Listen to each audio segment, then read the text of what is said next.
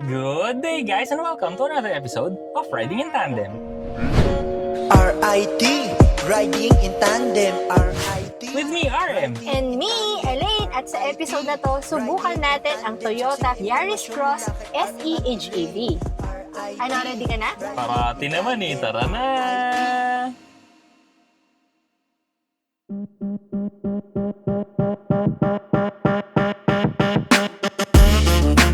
Ang makina nito ay 1.5-liter hybrid gasoline engine. May maximum power ito na 91 PS at 5,500 RPM. May maximum torque ito na 121 Nm at 4,800 RPM. Ang transmission nito ay continuous variable transmission. Visit our website, rit-ridingintandem.com para sa mga articles, price list, at loan calculator para malaman mo ang down payment at monthly amortization ng sasakyan na gusto mo.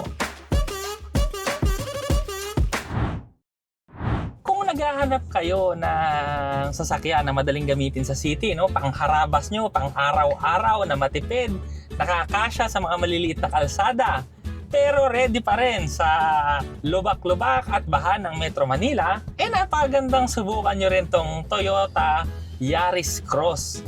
Dahil yun na nga siya eh. Unahin na natin sa labas, no? Ito yung top of the line variant. Kaya ito yung may kasamang body kits. So, dun sa harap niya, meron siyang chin na kasama, naka-LED projector headlights, LED na rin yung kanyang fog lamps, tapos meron ding mga parking sensors and camera. Meron pa silang nilagay dun sa may fog lamps na silver metallic accents. Kaya maganda, may character yung sasakyan.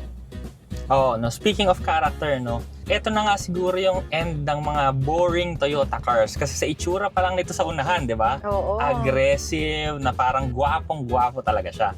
Sa sides, meron tong mga body moldings, meron na namang silver accents doon sa bintana, meron siyang roof rails, at saka yung mga side mirrors nito, power folding, power adjust na merong camera. Two-tone din to ha, so black yung ibabaw tapos white yung baba. Ang ganda rin ng design ng rims niya. Bumabagay dun sa sporty na unahan, sporty rin yung itsura ng rims niya. Ang size pala ng gulong nito ay 215/55 R18 at ang ground clearance ay 212 mm. Kaya pwede talaga siya dahil alam mo yun, kahit baha, kahit alam mo yung nasa rough road kayo, pwede itong sasakyan na to. Tsaka mapapansin mo rin na hindi talaga siya ganun kalakihan pag sa side, no? Hindi siya mahaba. Kaya talagang ang maneuverability nito napakaganda sa city. Oo, at saka ang maganda doon, pag ganyang size, madaling hanapan ng parking. Sa likod naman, sobrang stylish nito kasi meron na siyang shark fin antenna, meron siyang spoiler na may third brake light, defoggers, wiper, camera din sa likod, parking sensors. Tapos yung sabi nga ni Elaine kanina, no, meron siyang body kit dun sa ilalim, yung bumper niya sa baba kakaiba. Tsaka gusto ko yung design yung nakalagay dun, Yaris Cross. Gantang-ganda ako dun sa label niya. Ako, ang nagustuhan ko yung spoiler nito nakasama kasi nga, ito yung variant na may body kits eh. So yun, yung nilagyan nila ng spoiler. At ito pa, yung power tailgate niya na pwede ring may kick function. So pwedeng hindi mo na siya hawakan, kusa na siyang bubukas, basta maano mo yung sensor. Basta i-kick mo. Oo, i-kick mo yung sensor. Wag mong sisipain yung sasakyan, ha? Yung sensor lang sa ilalim. Gaganon mo lang yung paa mo.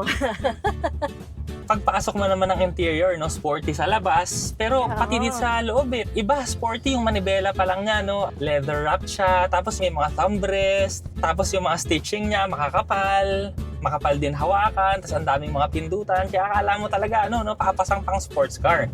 Sa left side niya nito, may controls para sa instrument cluster, sa right side naman, may controls para sa adaptive cruise control, at sa infotainment system din. Ito, may kasama tong Toyota Safety Sense. And tama yung sinabi ni RM na pagpasok mo dito, sporty yung itsura dahil nagustuhan ko dito, yung itsura niya kasi sa labas na yun nga, yung mga nilagay nilang extra, na aggressive. Nadala rin nila hanggang dito sa loob kasi pati yung mga cuts dun sa labas, hanggang pagpasok mo, ganun pa rin yung makikita mo.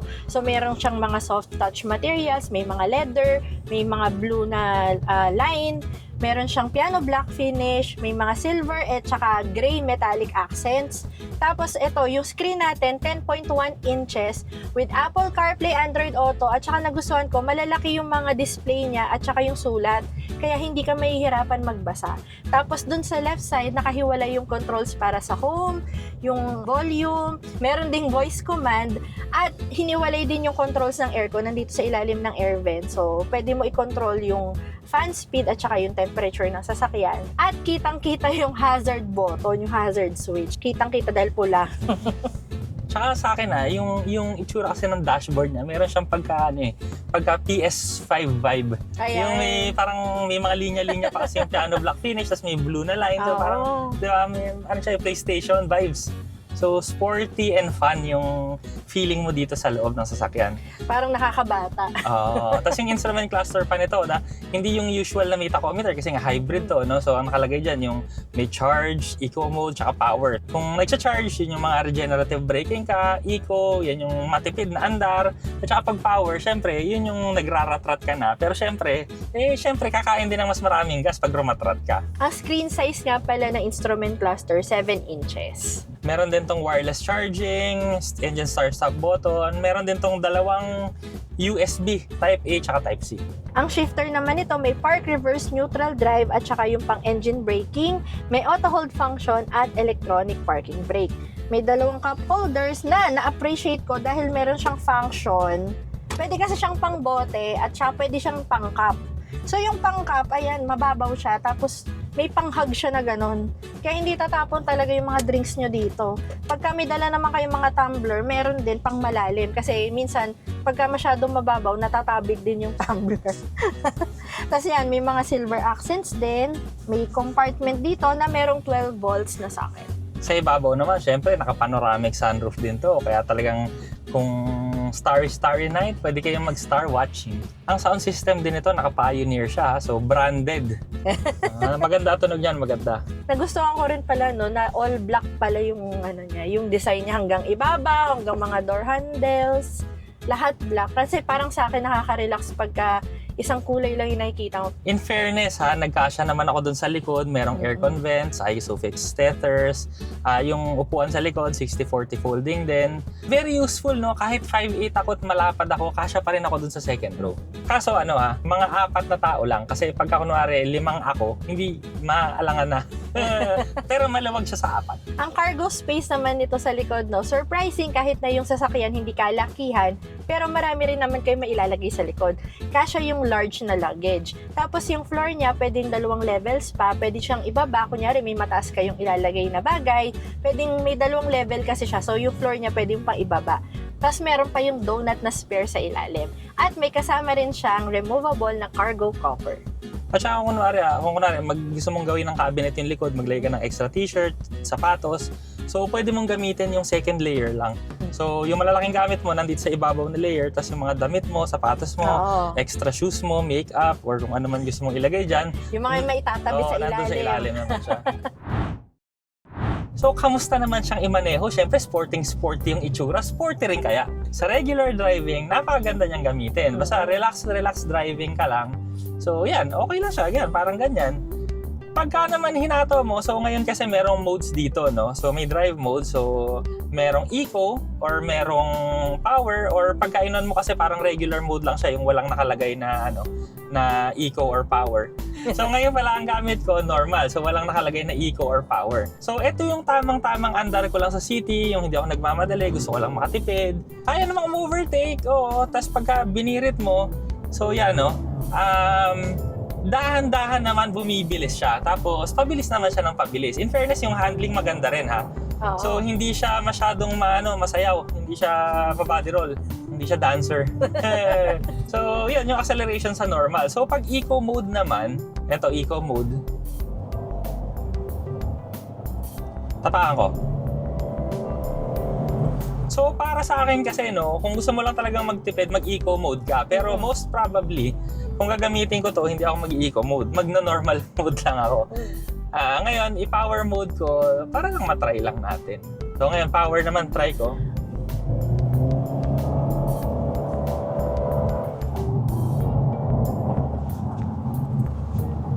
Yung power mode, may konting-konting dagdag na power, no? Pero tas may dagdag din syempre dun sa noise kasi syempre mas ginagamit niya yung engine.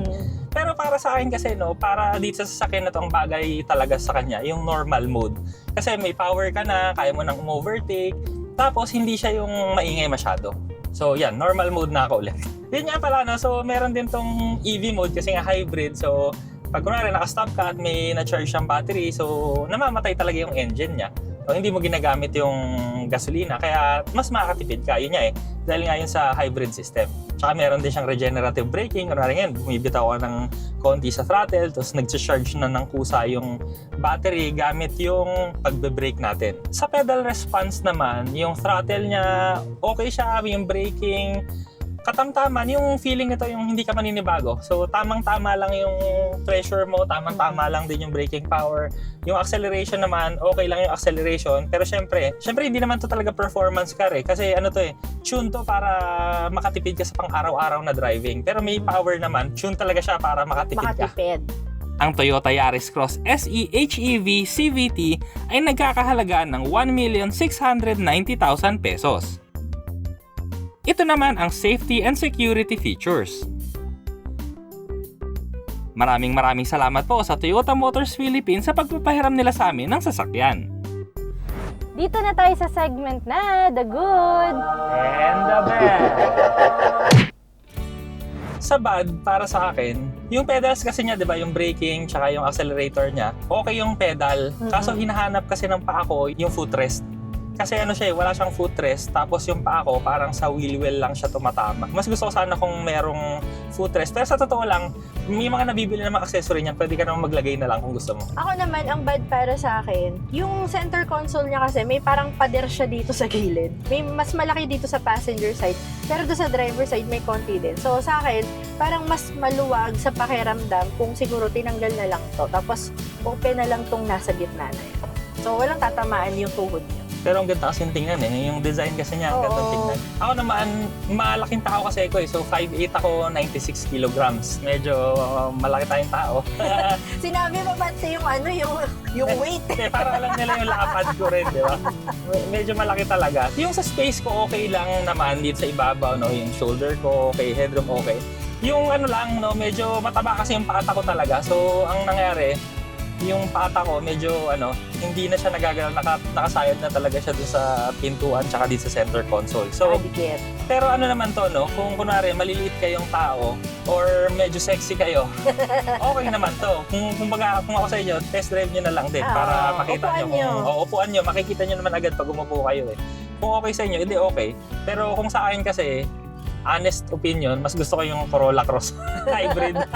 Kasi doon sakto katawan ko last na lang, so hybrid kasi to Hindi siya plug-in hybrid. Mas dependent siya doon sa engine na nagpapatakbo ng sasakyan. So dahil nga ganon, medyo mas maririnig mo rin ng mas madalas yung engine compared sa mga plug-in hybrids.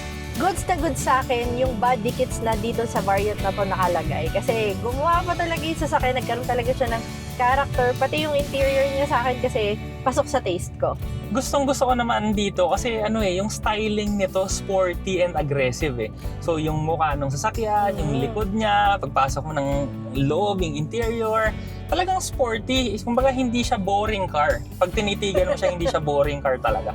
Ako nagustuhan ko naman dito, yung infotainment screen niya kasi, very legible, yung malalaki yung sulat, malalaki yung icons, hindi siya mahirap intindihin. Tsaka yun nga wala siyang learning curve. Siyempre, ang pinakamaganda dito, dahil talagang pang city driving talaga to. Ang sabi ng Toyota, kaya niyang tumakbo ng 33.3 kilometers per liter sa city. So, teka lang ulitin ko lang 33.3 kilometers per liter ang claim ng Toyota sa city driving. So, ganun siya katindi. Tama lang yung power niya, pero grabe yung tipid. As in, sobra talagang tipid. Diba? Yan naman ang gusto ng mga tao ngayon, makatipid. Pang araw-araw mo, diba? Saktong-sakto. Pero pagka mixed driving conditions naman, mga 27 kilometers per liter yung sabi nila. Pero safe to say ito, kung kunwari hindi ka masyadong magaling mag-drive, kung matuling ka mag-drive, so malamang to, kahit mabigat ang paa mo, aangat to ng 20 kilometers per liter yan ng actual. Galing, matipid talaga. And last but not the least, isa sa mga pinakagusto ko, yung Toyota Safety Sense. Kasi importante talaga, lalo na pag kami mga pamilya kayo. At saka, nakakagaan din kasi sa pagdadrive pag alam mo na safe ka at yung merong adaptive cruise control. Ang verdict ko dito, kung naghahanap kayo ng sasakyan na madaling dalahin, matipid at maporma, itry nyo na tong Yaris Cross HEV. Oo. Sa akin lang talaga, no, kung naghahanap ka talaga ng pang city car na grabe ang tipid at pogi, Oo. yun na nga yun. At syempre yung sigurado na tatagal dahil Toyota. So, yun. Punta na lang kayo sa pinakamalapit na Toyota sa inyo para matesting nyo rin to. Maraming salamat sa panonood. Sana nag-enjoy po kayo at may natutunan kayo sa video namin. O, next video na! RIT, riding in tandem. RIT, riding in tandem. RIT, riding in tandem. Siksik na impormasyon mula kay RM at Elaine. RIT, riding in tandem. RIT, riding